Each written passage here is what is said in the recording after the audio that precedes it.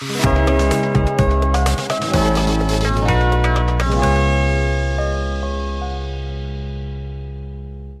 Guys, welcome back. तो अभी तक हमने लूप्स के बारे में पढ़ा था एंड पिछली वीडियो में हमने देखा था कि किस तरीके से हम लूप्स के क्वेश्चंस को सॉल्व करते हैं। ओके, एंड आज हम बात करने वाले हैं फंक्शंस के बारे में कि फंक्शंस क्या होते हैं एंड कैसे काम करते हैं, प्रोटोटाइप क्या होता है एंड कैसे हम सिंटैक्स को डिफाइन करते हैं एक फंक्शन के लिए। तो चलिए शुरू करते हैं।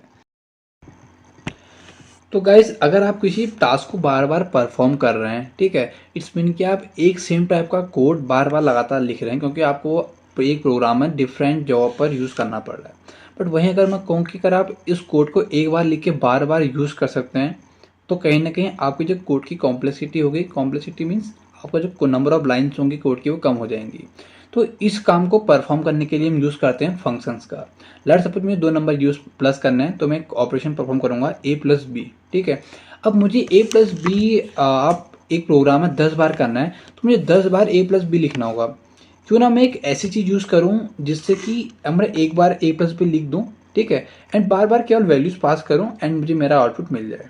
ओके, तो यही काम हमारा कौन करता है? फंक्शन करता है। तो देखिए फंक्शंस क्या होते हैं। तो फंक्शंस हमारे बिल्डिंग ब्लॉक्स होते हैं, एक सेट ऑफ ब्लॉक होता है जो कि किसी पर्टिकुलर टास्क को परफॉर्म करता है एंड ये हमको कोड को सेपरेट करने में हेल्प करता है। इट्स मीन कि आपका जो कोड है उसको आप डिफरेंट पार्ट्स में सेपरेट कर सकते हैं in form of functions. And जो हमारी सी होती है ये भी हमारी फंक्शन बेस्ड लैंग्वेज होती है। तो देखिए फंक्शन क्या होता है। सबसे पहले यहाँ पर लिखूंगा मैं फंक्शन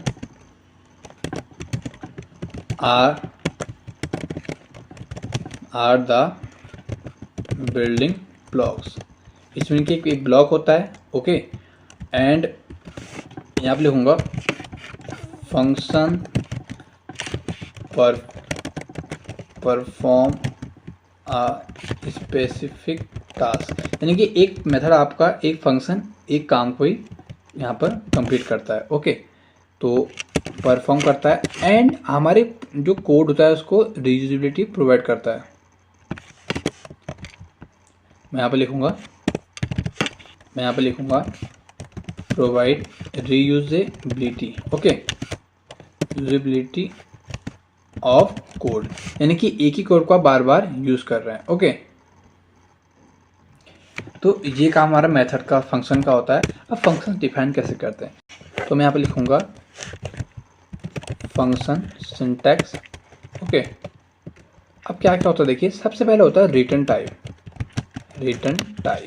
यानी कि जो भी आपको वैल्यू रिटर्न करनी है उस रिटर्न टाइप आपको यहाँ पर डिफाइन करना होगा। ओके, एंड देन आपका होगा फंक्शन नेम, यानी कि आपके फंक्शन का नेम,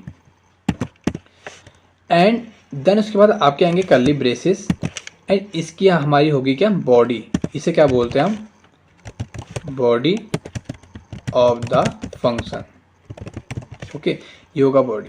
तो यहाँ पर क्या होता है देखिए, फंक्शन में सबसे पहले हम करते हैं डिक्लेरेशन पार्ट, ओके, देन हम करते हैं उसको डिफाइन एंड देन करते हैं कॉल। तो इसके तीन जो यहाँ पर मैं आपको बताऊंगा। सबसे पहले होता है हमारा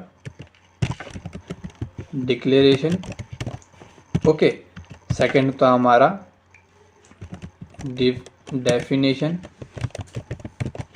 एंड थर्ड वन होता है हमारा कॉलिंग। तो यानी कि आप पहले मेथड को डिक्लेयर करेंगे, okay, and at the end आप क्या करेंगे, उसे कॉल करेंगे। एंड जो आपका डिक्लेरेशन होता है इसे हम क्या कहते हैं, प्रोटोटाइप। ओके, तो इसे आप क्या बोलेंगे, प्रोटोटाइप। तो सबसे पहले एक मेथड को यहाँ पर क्रिएट करके हम देखते हैं। देखिए मैं लिखता हूँ रिटर्न टाइप, मुझे एक वैल्यू मिलेगी इंटीजर एंड मैं करता हूँ सम एंड यहाँ पर क्या आएगा, हमारे पैरामीटर्स। ओके, तो सॉरी, यहाँ पर जो मैंने फंक्शन नेम लिखा था इसके बाद हमारा आता है दो कर्ली ब्रेसेस, इसके बीच में आप पैरामीटर्स को डिफाइन करते हैं। ओके, अब यहाँ पर पैरामीटर्स में लूँगा, आपको पहले पैरामीटर का डेटा टाइप डिफाइन करना होगा। इंटीजर हम लेंगे a एंड देन कॉमा एक दूसरा इंटीजर और लेंगे b। तो ये आपके दो क्या हैं, पैरामीटर्स हैं। तो यहाँ पर लिख लेते हैं डेटा टाइप, ओके, देन आएगा आपका वेरिएबल। तो अब यहाँ पर बात क्या आती है देखिए, जो a एंड b है यहाँ पर ये क्या है, हमारा लोकल वेरिएबल्स। तो मैं यहाँ पर लिखूंगा a and b are local variables. क्यों? क्योंकि एक मेथड के अंदर डिफाइंड है। ओके, अब क्या करेंगे देखिए, ये तो मैं इसको करूँगा कमेंट, क्योंकि हम मेथड हम मेन मेथड के अंदर हैं। मैं इसको डिफाइन करूँगा बाहर। मैं लिखूँगा int sum int a comma int b, and ये दोनों हमारे लोकल वेरिएबल हैं। एंड देन मैं करूँगा यहाँ पर एक वेरिएबल और लूँगा int result. Okay, a plus b यहाँ परफॉर्म करूँगा एंड यूज़ करूँगा रिटर्न कीवर्ड। हमने पिछले वीडियो में पढ़ा था जंप स्टेटमेंट्स में रिटर्न वैल्यू, तो ये रिटर्न का हम यूज़ करते हैं मैथ फंक्शन के अंदर, वहाँ से जब अपने कंट्रोलर को वापस कॉलर के पास लाने के लिए। एंड यहाँ पर मैं करूँगा रिजल्ट को वापस। अब क्या होगा देखिए, मैं यहाँ पर इस प्रोग्राम को मेन मेथड के अंदर से कॉल करूँगा सम को। ठीक है, तो मैं यहाँ पर लेता हूँ दो variables, int a equals 85, okay, comma b equals 89, and यहाँ पर करूँगा कॉल किसको? सम को। एंड सम क्या कर रहा है यहाँ पर एक वैल्यू रिटर्न करेगा, तो उस वैल्यू को हमको स्टोर भी करना होगा। तो मैं लिखूँगा इंट यहाँ पर r equals sum a comma b. तो जब मैं ए कॉमा बी को कॉल करूँगा तो क्या होगा देखिए, यहाँ पर जब सम को मैं कॉल करूँगा तो यहाँ से एक वैल्यू रिटर्न होगी। एंड इसको कॉल कौन कर रहा है? आर। तो आर क्या होगा यहाँ पर? आर इज कॉलर, यानी कि आर क्या है? आपको सम को कॉल कर रहा है। एंड जो सम को कॉल करने के बाद जो वैल्यू रिटर्न होगी वो किसके पास आएगी? आर के पास। तो यानी कि जो भी हमारा ऐड आएगा यहाँ पर वो आएगा आर के पास, एंड हम उसको प्रिंट कर देंगे कॉमा आर। ओके, एंड इसे रन करते हैं।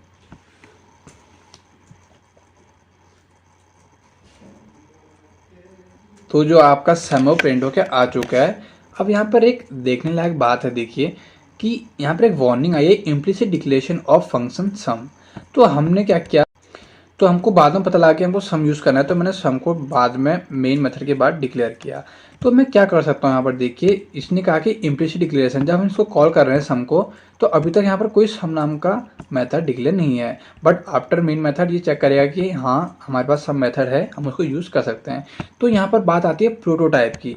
इस पिन की मैं इसका प्रोटोटाइप यहाँ पर डिफाइन कर दूंगा। एंड प्रोटोटाइप का सिंटैक्स भी सेम होता है, रिटर्न टाइप एंड मेथड का नेम सम।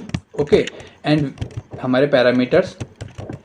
अब यहाँ पर एक बात देखिए, मैंने इंट एंड इंट दिया, मैंने वेरिएबल का नेम नहीं दिया। तो आपको केवल यहाँ पर डेटा टाइप डिफाइन करना होता है। आप चाहो तो वेरिएबल का नेम भी दे सकते हैं, बट वो कंपलसरी नहीं है। एंड आपका डायरेक्टली यहाँ पर सेमीकोलन से एंड हो जाएगा। ओके, अब देखिए यहाँ पर ए एंड बी जो मैंने यहाँ पर पास किए, ये क्या हमारे arguments. Okay, so the values which are pass when we are calling a function are called arguments, and the values which are defined in the declaration of the method, okay, are called parameters. okay, तो यहाँ पर क्या मैं लिखता हूँ, a and b are parameters.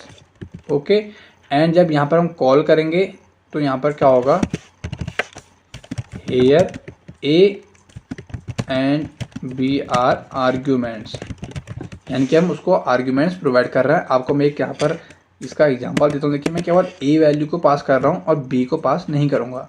तो यहाँ पर क्या आएगा देखिए, too few arguments to function sum. यहाँ पर क्या किया, हमने कुछ ही आर्ग्यूमेंट यहाँ पर पास किए हैं सम को, जबकि आर्ग्यूमेंट की संख्या यहाँ पर अधिक है, तो हमें बी भी पास करना होगा। इसमें कि ए एंड बी हमारे क्या है, यहाँ पर आर्ग्यूमेंट है। ओके, तो इस तरीके से हमारा मेथड काम करता है। तो मेथड में इसलिए कह रहा हूँ क्योंकि जब आप जावा पढ़ते हैं तो वहाँ पर इनको मेथड्स बोला जाता है। ओके, सो आई होप आपको फंक्शन के बारे में समझ में आया होगा। एंड आने वाले वीडियोज़ में हम पढ़ेंगे कि रिकर्जन कैसे यूज़ करते हैं। Okay, so guys I hope आपको वीडियो अच्छा लगा होगा। जल्द मिलते हैं ऐसी वीडियो के साथ। Thank you.